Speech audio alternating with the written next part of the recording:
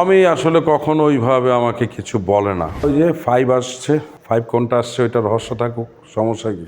এটা আল্লাহর একটা রহমত, আর কিছুই না। তো আমি অনেক কাজ করছি, বাট এত সমাদৃত হই নাই। একটা ক্লিক করার জন্য একটা ক্যারেক্টার যদি ঠিকমতো করতে পারি আমি, তখন ক্লিক করে যায়, তখন সমাদৃত হয়ে যায়। যেটা আমি সবসময় আমার যেটা ব্যাচেলারের কাজ করছি, ব্যাচেলারের হাবু ক্যারেক্টার করছি, যেটার জন্য ডিরেক্টর যে আমার ডিরেক্টর কাজল আরিফ নওমি, যাকে আমি কমান্ডার বলি, আমার কমান্ডার ওইভাবে আমাকে চিন্তা করছে। এটা ওরও মানে চেষ্টা ছিল, আমারও চেষ্টা ছিল, সব মিলায় আল্লাহ তাআলা তখন চিন্তা করছে না ঠিক আছে ওকে দিয়ে দিই। এটা আল্লাহর একটা রহমত, আর কিছুই না।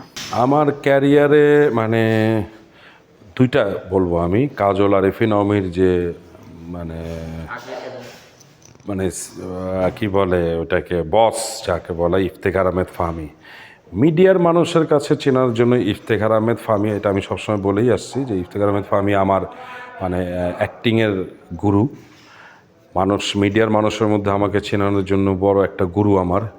আর মাস পিপলের কাছে আমার এই ক্যারেক্টারটা কিংবা আমার যে চাষি আলমকে চেনানো কিংবা হাবু ভাইকে চেনানোর জন্য বলতে হবে যে কাজল আরিফ নওমি, মানে আমার কমান্ডার। ফিল্মের জন্য অ্যাপ্রোচ করে, কিন্তু আমি ওরকম ফিল্ম পাই নাই, সত্যি কথা যেটা। হ্যাঁ, আর আমার মনে হয় না যে আমি ফিল্মের জন্য এখনও মানে যোগ্য হয়েছি। যদি আমি যোগ্যই হইতাম তাহলে আমাকে অনেক বড় বড় ডিরেক্টররাই কল দিত, কিংবা যখন ওনারা গল্পটা লেখে, হয়তো আমার মতো ক্যারেক্টারকে ওনারা লিখতে পারে না, চেষ্টা করে ঠিকই কিন্তু আসে না। মানে হয় না, গল্পটা তো আসলে ক্যারেক্টারের উপরেই বেস করতেছে, আবার গল্পের উপরেও কিন্তু ক্যারেক্টার বেস করতেছে। হয়তো আমাকে ওরকম মনে জায়গায় সেট করতে পারে না, দ্যাটস ওয়াই আমাকে কলও দেয় না, এবং তারা চিন্তাও করতেছে না। ওটিটি নিয়ে আসলে ভাবনা কি, যদি আমার অন্য কোনো ডিরেক্টররা যদি চিন্তা করে তাহলে হয়তো আমি ওটিটির কাজ করব। এখন হয়তো কেউ চিন্তা করতেছে না বলে আমি কাজ করতে পারতেছি না। আমি তো এখন ওটিটির এরকম কোনো কাজ করি নাই বলতে গেলে। আমি আসলে কখনো ওইভাবে আমাকে কিছু বলে না। আমি যখন কোনো কাজ করার জন্য বলে, যখন আমি গত রোজার ঈদে একটা কাজ ছিল ওর, হ্যাঁ, ওইখানে হঠাৎ করে বললাম যে কিরে আমি তো ঈদের কোনো কাজেই তোর সাথে নাই। তখন বললো আচ্ছা ঠিক আছে ভাই, আমার আসলে এই গল্পে এরকম কোনো ক্যারেক্টার নেই।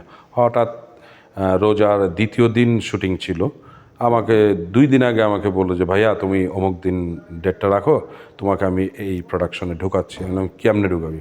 করে আমার ব্যবস্থা। তো ছোট্ট একটা ক্যামিও ক্যারেক্টার আমি করছিলাম, আল্লাহর মতো ওইটা অনেক ক্লিক করছে। তো আমি মনে হয় আল্লাহর প্রদত্ত একটা ম্যাজিক দেখানোর মতো ক্ষমতা আছে ওর কাছে। ওই যে 5 আসছে, 5 কোনটা আসছে ওইটা রহস্য থাকুক, সমস্যা কি?